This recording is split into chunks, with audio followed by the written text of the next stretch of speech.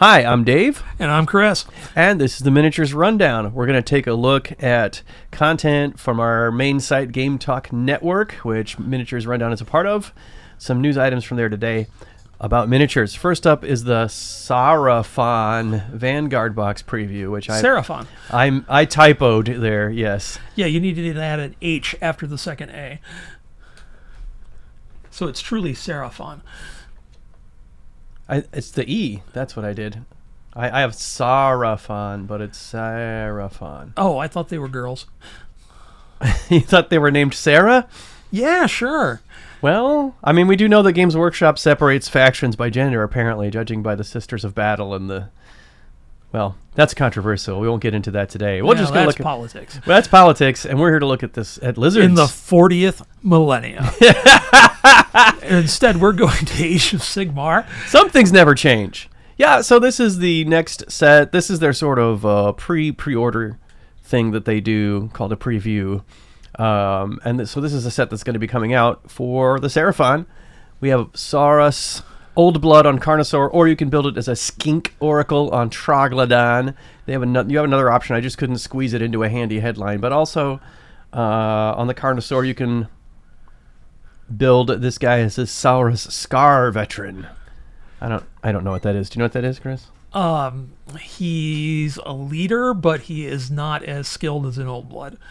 Oh, well, there you go. Good, succinct answer. But he's a veteran of getting scars, I guess. Well, he's a Scar veteran because he's been through a lot of battles. Yeah, I was. So basically, making you can build them joke. as two. You can build them as two really nasty beat sticks, or one that like throws poison and. Okay. And I don't know if he can do magic or not. What is he? Skink Oracle. So yeah, he's probably got magic too. I don't have this guy. I don't have the Battle Tome right now. Right. Yeah. Well, it's not my army. It's an exciting thing. We can wait to find out. Then you've got some warriors and some Croxagore. Yep. These are the new sculpts that they did when they made the new Battle Tome. I keep wanting to say Codex, but it's Battle Tome. The Battle Tome in Sigmar. They don't know from Codex. So you got some warriors here and some nifty totem this guy's carrying, which looks pretty cool. Yep. It's a 10-man squad plus the standard. And you got the Croxagore. They can also be built as Croxagore Warspawned. The article I cribbed this from didn't really elaborate on what that meant, but it's a different type of unit of Croxagore, I guess.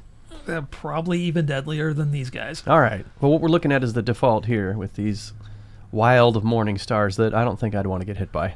No one wants to get hit by them. Those are, they look unwieldy. The guy in the middle, he's going to swat you with his tail, too. Oh, right. He's got a little doodad on there. I wouldn't want to make that person angry. Yeah. All right. And then some exciting news today that I should have pinned to the top. I got to remember to do that. So when I go back to my little studio desk, I got to correct this typo. And then I need to make sure I pin this to the top because I think this is the news of the day for miniatures. Some gameplay details have been revealed. Not full rules per se, but they've started to give us the shape of the legions. Sorry, I got to say it in my special way. Legions Imperialis game. Yeah, they're going to talk about building the army and the turn structure. Right. So building the army, it's a 3,000 point per side. I missed the word points too. I've got a lot of revisions to do after we finish this video. Now we don't know what the point value of any of these guys are. Right. So that's kind of meaningless. Yeah.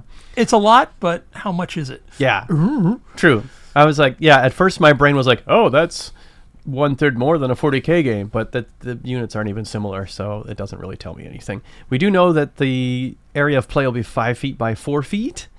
And we know that your first choice is Loyalist or Traitor. You choose one or the other. Then you decide what faction. So I guess any faction in this game, of which initially there'll only be 2, can be either Loyalist or Traitor. Yep. You have to compose your army of no less than 70% of your primary faction. Those 2 factions are Legiones Astartes or Solar Auxilia. You probably know what that means. I don't know the difference between these two because I never played Epic. The Astartes are Space Marines, and the Auxilia is just regular people. Oh, so this is maybe the pre-Astra Militarum? It is. Ah, okay, cool. Yeah, I never played Horus Heresy either, so I don't know things from that era. Then you build detachments and formations. Detachments at this scale are more or less units, like they would be units in 40K. So that could be groups of infantry models, or several infantry on a base and several bases of those, or groups of tanks or artillery, and so forth. Yeah, like we saw in the previous articles, a lot of the tanks come in squadrons of 6. Mm-hmm. Then, at a higher level of detachment, you have formations. This kind of reminds me a little bit of what was going on in earlier editions of 40K than 10th, where you had these specific rules about the shape of your army. And here they've got an example of the Demi Company. I admit that I didn't look into this in too great a detail. I just absorbed the information that, we have a certain shape of our formation that we have to conform to. Let's move on. But they do show us. So here you've got compulsory detachments you have to have in this formation. HQ, support, core. I'm not sure what support means. I bet you know what that means. It could be special weapon teams or heavy weapon groups or other things that provide support to your core infantry. Got it. Okay, so we'll probably just have to find out exactly what they mean later. Can you go down a little bit? Because there's something about detachments. They're dedicated transports.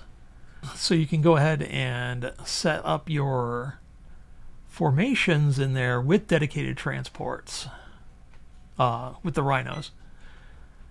What would it mean for them to be dedicated transports as opposed to... Only that unit can use them. Oh, I see. They're attached to a specific unit. Got it. And, okay, so the core detachment slots in this formation must be filled with a Legion tactical detachments. So those are going to be your basic Space Marine or Imperial Guard models. Mm-hmm.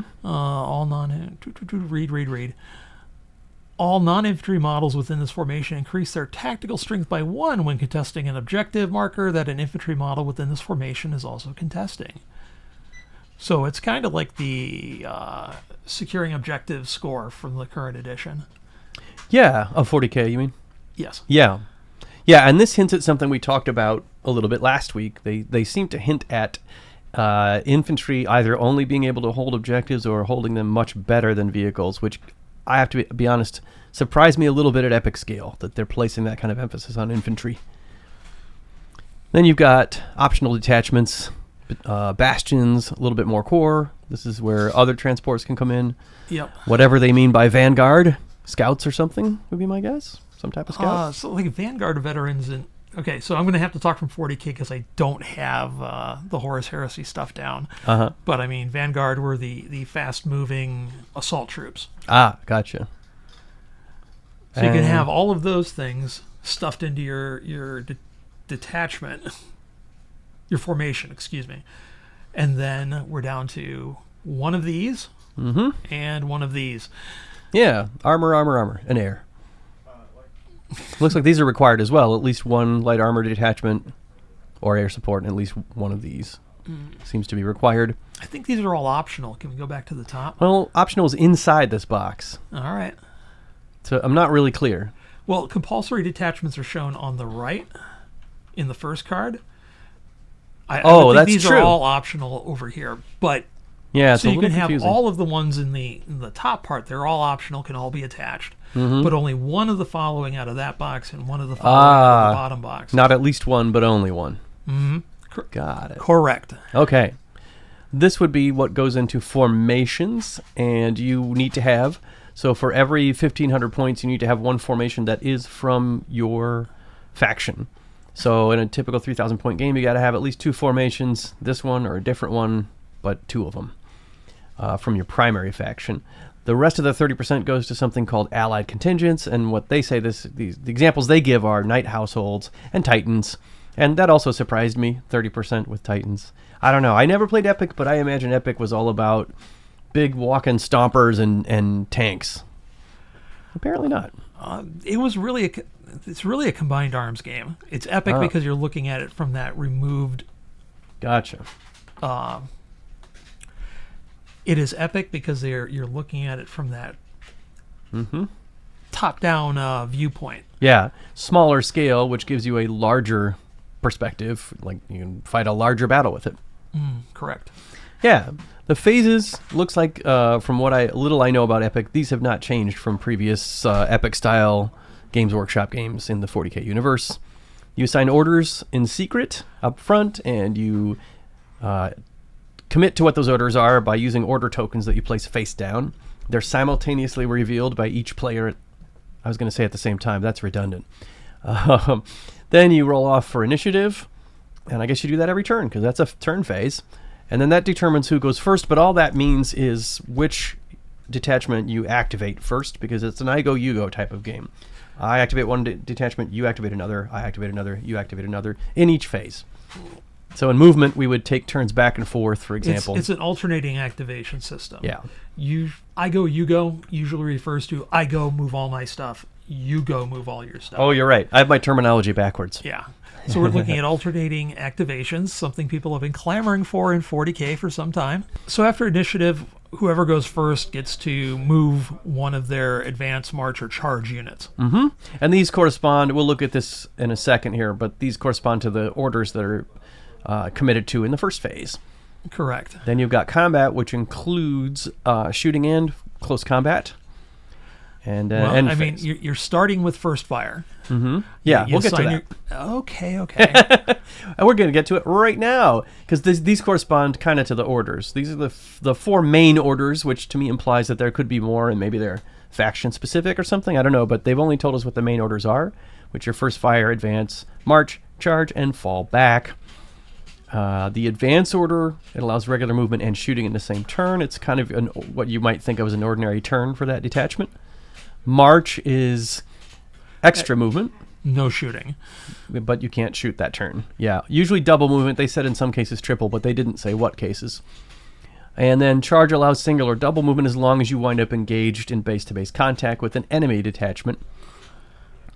Then in the combat phase, detachments with first fire orders, they don't move, but they do shoot before anyone else does.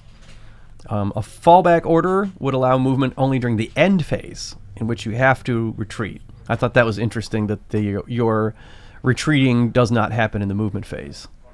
Different than games that I'm used to. So the sub-phases of the combat phase are first fire, engagement, and advancing fire. First fire is exactly what it might sound like by now, which is detachments that had the first fire order fire then. All right. What's an engagement? Engagement is close combat. So you resolve close combat here. And then advancing fire, which is maybe a little misleading because you're firing after first fire, but it's called advance. But that's when everyone else who didn't first fire can fire, if they can shoot. Right, and it's tied to if they did the advance order. Because all the other orders don't seem like they're able to let you shoot. Well, and that actually leads into me saying I think the name advance order is a little confusing too, because advancing in 40K is double movement. Here it's almost the opposite. Advancing is an ordinary movement. But hey, that's the terminology they chose. We'll learn when it comes out. Yeah, we'll get used to it. Yep. Here they showed us some stats for some firearms, I guess for your edification. And then they talk about close combat. This, I believe, is unchanged from Classic Epic as well. Chris, you can confirm or deny. But in close combat... Too long ago. In close combat, the individual models will pair off. Another thing that's a little different from 40K, it's still detachment versus detachment, like unit versus unit, but in close combat, it's a little different. It's model versus model. You pair off, and then if there's an uneven number, the detachment with the smaller number, they have to make up the difference by having one of their models pair off with two or more other models until everything is evened out. That's really hard to put into words. I'm finding that hard to communicate. So let's say you have a detachment of 5 models. That's what's left in your detachment. Your enemy has a detachment of 6 models. One of your models is going to pair up with 2 enemy models because of the deficiency in numbers. But when you do that, every time after the first time that same model fights in that phase, your enemy gets an additional d6 against you. So you get overwhelmed. If your numbers get smaller and you start pairing off to numerical disadvantage, it's going to be harder and harder for you to not die. They fight as normal with the first round. Yes. First guy they fight, but then the second guy they fight, that guy gets an additional d6. Yes. And if they outnumber him enough that it wraps around, so they start getting 3 models engaged in you, then it's at 2d6. Right. For the third fight in that phase. Yeah, for that same model. Yeah, so things can deteriorate pretty fast, I guess, if your numbers start to shrink. So that is our preview of what we know about the rules so far for Legions Imperialis, and that wraps up our coverage of the day's news. Don't forget to keep looking at our parent site, Game Talk Network, where we do have a full-featured blog about miniatures and actually about RPGs and board games and trading card games too, and even industry news. This has been the Miniatures Rundown. Leave us a comment. Tell us what you think of these Seraphons. What's your alternate spelling of the word Seraphon? I already said it. Sarahphon. You did. N. Well, you can leave that as a comment, and our other viewers can come up with their own spelling. And then they can mock me. Then they can mock you. And everyone wants to know which of these two main phases you plan to play. Solar Auxilia. Well, there's another question answered. Give me Lehman Russ's. There you go. Thanks for watching, and as always, like and subscribe. Thank you.